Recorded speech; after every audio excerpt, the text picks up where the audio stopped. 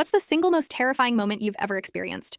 I taught high school for 12 years, and one day, in the middle of a lesson, I glanced up and noticed one of my students showing something that looked exactly like a handgun to someone. At first, I looked back down, trying to convince myself it was just a toy, but no matter what it was, I had to be sure. I stood up, pretending to sharpen my pencil, and that's when I saw it clearly. My heart began pounding as I sat back down, trying to stay calm and stop myself from panicking. I had no idea how I was going to protect my students. Quietly, I walked over to one of my top students, bent over as if I were helping her with her work, and whispered softly, "Go get the assistant principal. Tell him to call the police and leave the school." She nodded and said she would. Then I went back to my seat, doing my best to act like nothing was wrong. My mind was racing, filled with terrible possibilities of what he might do. It felt like an eternity, but eventually the assistant principal arrived and calmly asked the boy to step outside.